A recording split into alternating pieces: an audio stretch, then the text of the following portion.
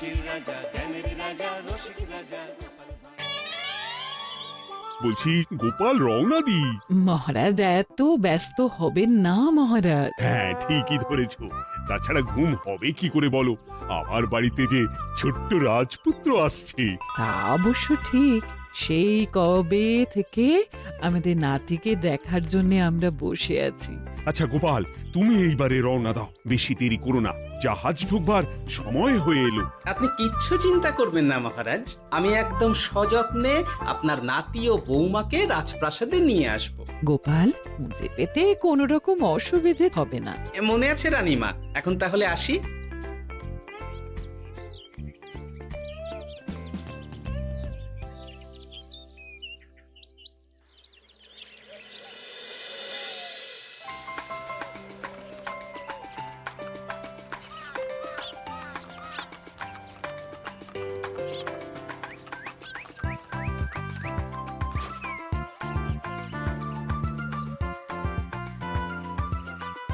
এসো এসো বৌমা এসো, আরে আমার নাতি বাবু যে।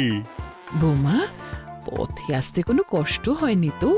এইটুকু পথ আসতে কোনো রকম কষ্ট হয়নি মা। গোপাল কাকা এত ভালো যে কি বলবো। যাক যাক, গোপাল তাহলে আরো একবার আমার মান রাখলো। যতদিন গোপালের ধরে থাকবে তার প্রাণ, সে ততদিন মহারাজের রাখবে যে মান। হ্যাঁ মহারাজ, আমি থাকতে আপনি একদম চিন্তা করবেন না মহারাজ। বেশ বেশ বেশ। আমি তাহলে এখন আসি, কেমন? আরে আরে, কোথায় যাচ্ছ গোপাল? একেবারে মধ্যাহ্ন ভোজনটাও সেরে যাও। ও, ভোজনের ব্যবস্থা আছে, তাহলে তো থাকতেই হবে। ওই ভোজনের কথা শুনেই গোপালের জিভের ওজন বেড়ে গেল। তুমি থামো তো মন্ত্রী, আসলে আজ বিকেলেই আমাদের কুল গুরুদেব আসছেন, তোমরা সবাই থেকো, আজকেই নাতিবাবুর অন্নপ্রাশনের দিনটা স্থির করে নেব। এ তো বেশ ভালো কথা। বেশ তাহলে, বেশ ভালোই হলো। রোজ বাড়িতে খেতে খেতে জিভে একেবারে চড় পড়ে গিয়েছিল। বহুদিন পরে রাজবাড়ির পোলাও কোরমা খেয়ে পেট ভরাবো।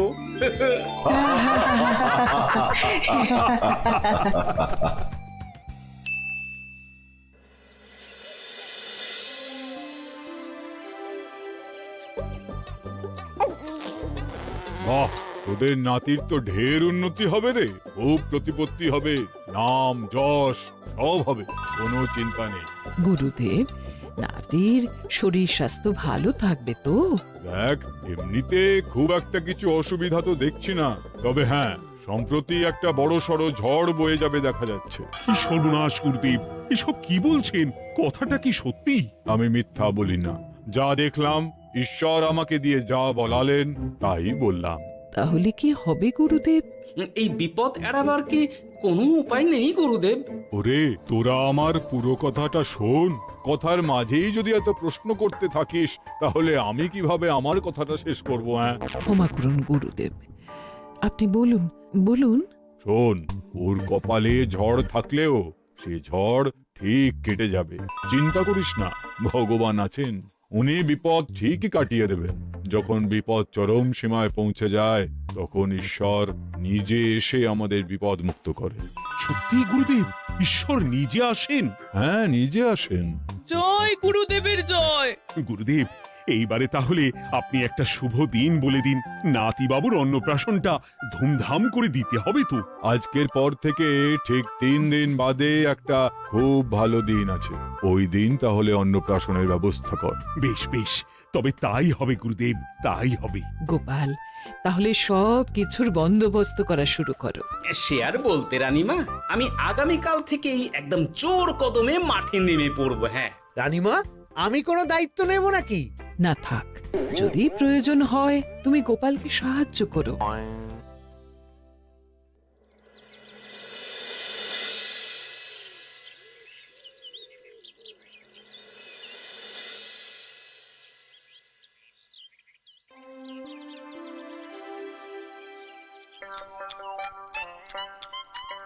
অপূর্ব হয়েছে রান্নাগুলো।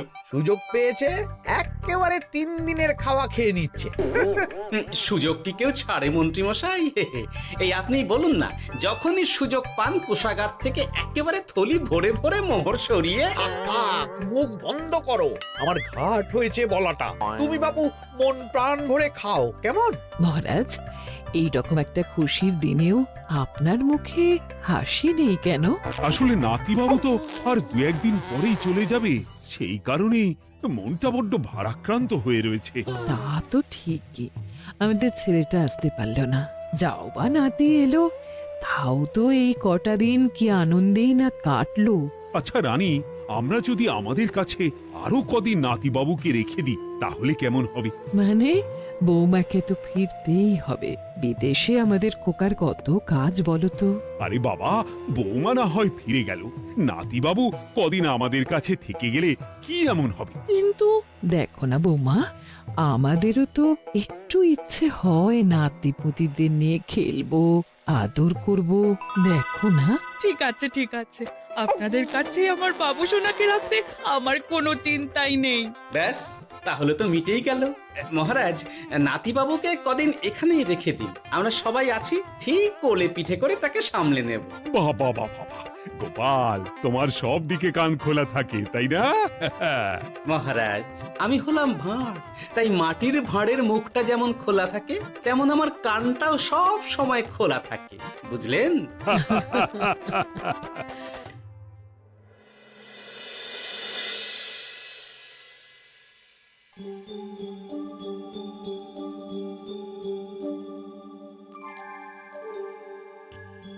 কি ব্যাপার মহারাজ, আপনি এখনো শোননি কেন?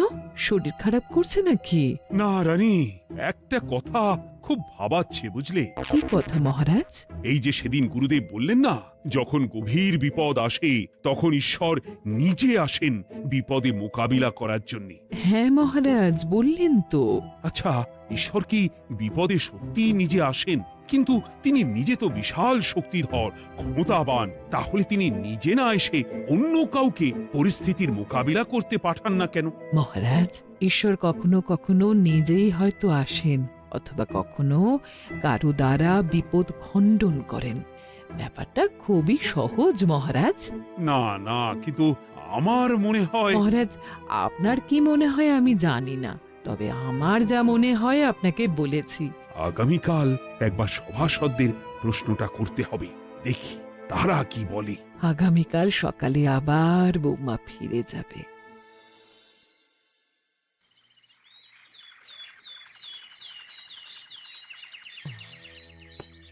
আমি তাহলে আসি, আমার সন্তানকে আপনাদের কাছে কদিনের জন্য রেখে গেলাম, ওকে খুব যত্নে সাবধানে রেখে দেবেন, কেমন? তুমি কোনো চিন্তা করো না মা, আমাদের নাতিবাবু একদম দুধে ভাতে থাকবে।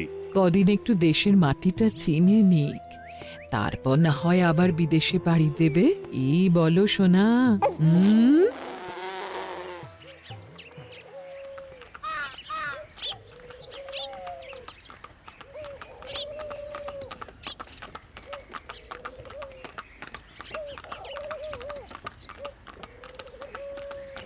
বৌমা তো চলে গেল, এইবারে তাহলে আমরাও যাই।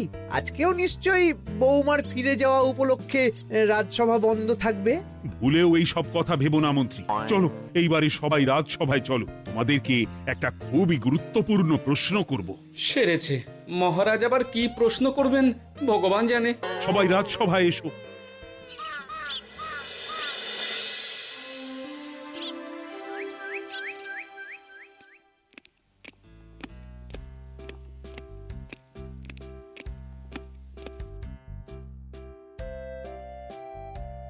আচ্ছা, তোমরা সকলে বলো তো, ঈশ্বর কি সত্যি বিপদ খণ্ডনে এই ধরাধামে অবতীর্ণ হন?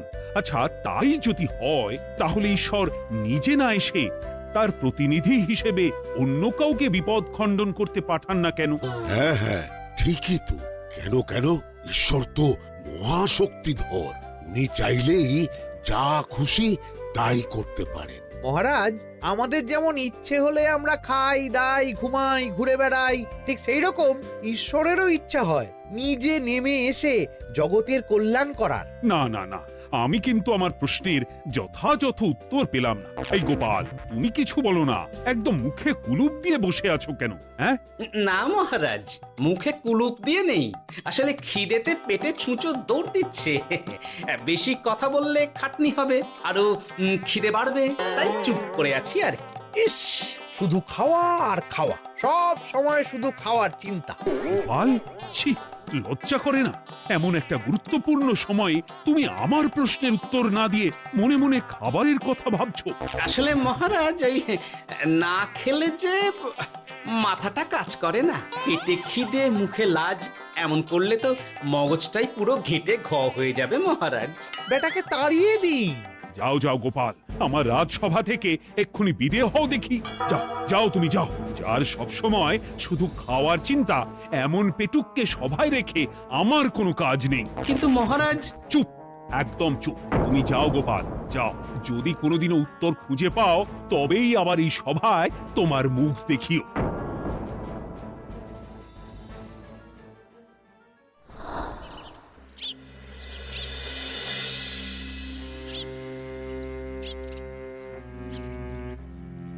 মহারাজ যে এমন সামান্য কারণে আমায় রাজসভা থেকে বার করে দেবেন ভাবতেও পারিনি। এখন কি যে করি, একে তো মাসের শেষ, সংসারে তুমুল টানাটানি। এক কাজ করি বরং, গিন্নিকে নিয়ে কদিন শ্বশুর বাড়ি চলে যায়, কদিন পায়ের উপরে পা তুলে আরাম করে আয়েশ করে দিন কাটাবো। হ্যাঁ, তাই করি।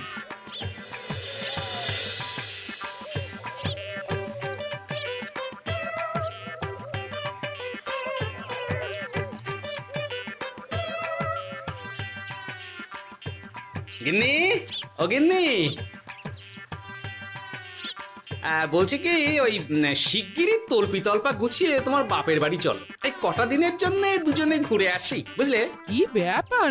তোমার হঠাৎ করে আমার বাপের বাড়ি যাবার হিড়িক কেন? কিছু মতলব আছে নাকি? আমি না তোমার স্বামী?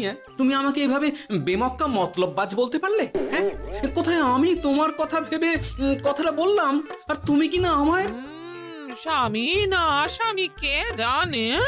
এই গত 3 মাস ধরে বাপের বাড়ি যাওয়ার কথা বলছি, তুমি তো তখন কানেই নিচ্ছিলে না, এখন হঠাৎ? আচ্ছা আচ্ছা, বুঝেছি বুঝেছি, অনেক ঝগড়াঝাটি হয়েছে, এইবারে তল্পি তল্পা গুছিয়ে চলো, মেলা সময় বয়ে যাচ্ছে। কি এক্ষুনি যাবে নাকি? সন্ধে হয়ে এলো তো। সন্ধে হয়ে এলো তো কি হয়েছে, চলো চলো চলো, শিগগিরই চলো। ঠিক আছে, আমি প্রস্তুত হচ্ছি, তুমি তাহলে একখানা গরুর গাড়ি ডেকে আনোগে, যাও যাও। আরে মিছিমিছি গরুর গাড়ি রাখবো কেন? আরে বাবা, আমরা হেঁটে যাব, হেঁটে। কি বলছো? এতটা রাস্তা বনের মধ্যে দিয়ে আমরা হেঁটে যাব? হ্যাঁ, শোনো গিন্নি, ওই বাতের ব্যথায় না হাঁটাটা বেশ ভালো, বুঝলে? চলো চলো, দেখবে কোনো রকম অসুবিধে হবে না। হ্যাঁ, আমি তো আছি নাকি? হ্যাঁ,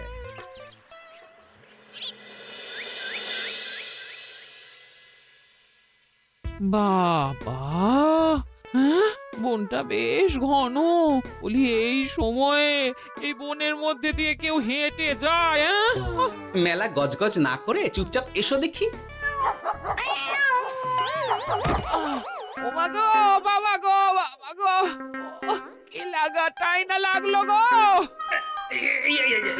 আরে, তোমার থেকে আমার বেশি লেগেছে, যা একখানা ধাক্কা মারলে। কি করবো?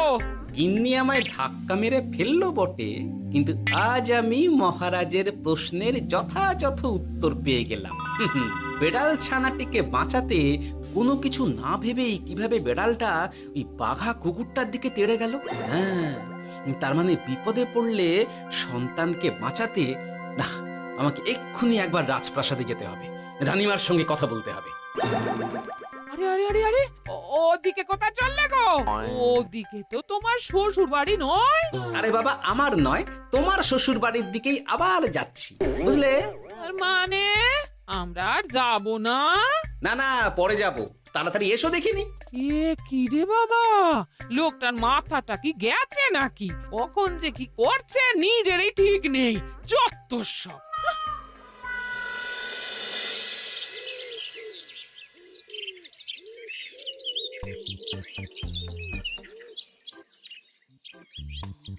আরে গোপাল দাদা, তুমি এখন কি ব্যাপার গো?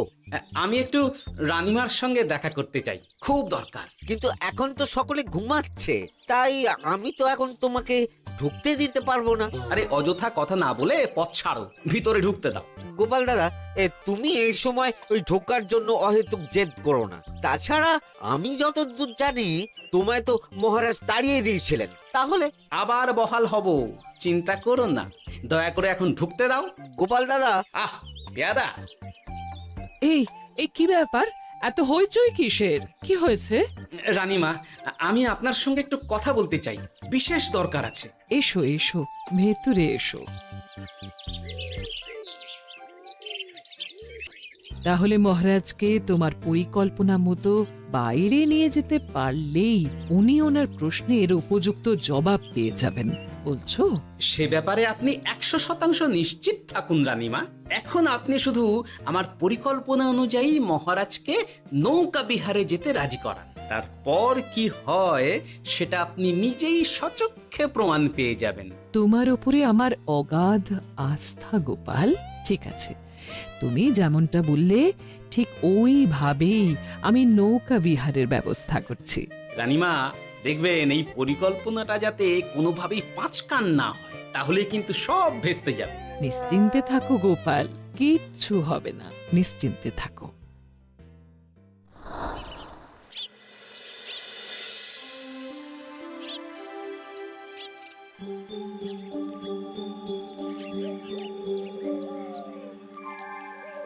মহারাজ আবার বেজার ভোগ করে গেছেন। কি করব? আমি এখনো যে আমার প্রশ্নের উত্তর খুঁজে পাইনি।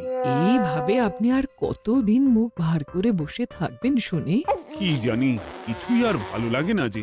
বলছি শুনুন না মহারাজ, নাতিকে নিয়ে চলুন না, আমরা একটু নৌকা বিহারে যাই, তাহলে ওরও ভালো লাগবে আর আপনার মনটাও বেশ অন্যরকম হবে। ঠিক আছে, তাহলে চলো একটু নৌকা বিহার করে আসি।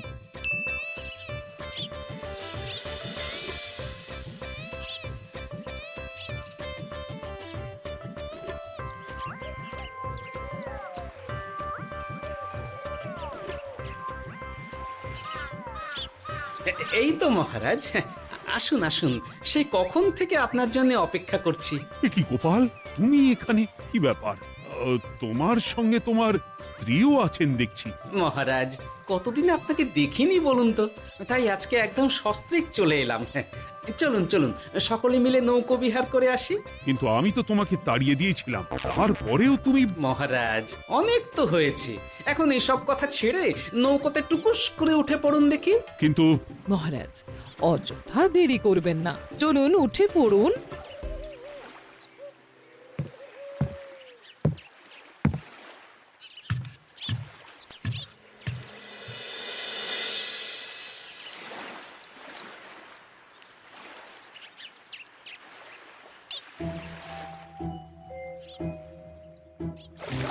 এ কি?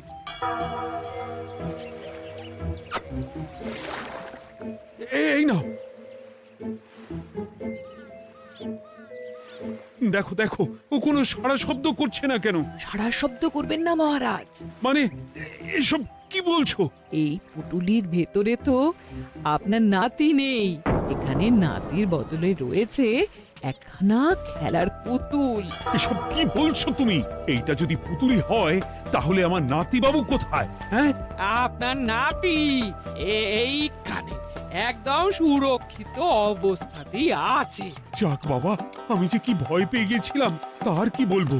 কিন্তু রানী, তুমি আমার সঙ্গে হঠাৎ কেন এমন ছলনা করলে? হ্যাঁ, আমার কথাই মহারাজ। কেন? আসলে আমি আপনাকে এই ঘটনার মধ্যে দিয়ে আপনার প্রশ্নের আসল উত্তরখানা দিতে চেয়েছিলাম, তাই। গোপাল, কি বলতে চাইছো একটু খুলে বলো তো। আপনি জানতে চেয়েছিলেন যে ঈশ্বর যেহেতু বিশাল ক্ষমতাধর, তাই সন্তানের বিপদে তিনি নিজে না এসে অন্য কাউকেও তো তার প্রতিনিধি হিসাবে বিপদটা কাটাতে পাঠাতে পারেন। হ্যাঁ, কিন্তু তার সঙ্গে এই ঘটনার কি সম্পর্ক শুনি? মহারাজ, পুতুলটি যখন জলে পড়ে গেল তখন আপনি সেটিকে নিজের নাতি ভেবেই একবারও কারুর জন্য অপেক্ষা না করে নিজের প্রাণের তোয়াক্কা না করে নাতিবাবুকে রক্ষা করলেন। মহারাজ, আমরা ঈশ্বরের মানব সন্তান। ঈশ্বর আমাদের সকলের হৃদয়ের ভিতরে বসবাস করে। তাই বিপদ হলেই তিনি ছুটে আসেন, কখনো নিজে, আবার কখনো বা কোনরূপ প্রতিনিধি মারফত।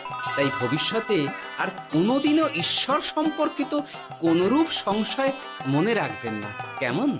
সাধু সাধু, ধন্য তোমার বুদ্ধি হে গোপাল। সত্যি যেভাবে তুমি একটা ঘটনার মধ্যে দিয়ে আমায় আমার প্রশ্নের উত্তরটা ব্যাখ্যা সমেত, তার কোনো তুলনা হয় না। তোমার যে আর কিভাবে প্রশংসা করব তাই ভাবছি। মহারাজ, আমার আর প্রশংসা না করে ওই পেট পুরে একটু ভালো মন্দ খাওয়ান তো দেখি, তাহলেই হবে, আর কিচ্ছু চাই না। আচ্ছা আচ্ছা, বেশ বেশ, তাই হবে।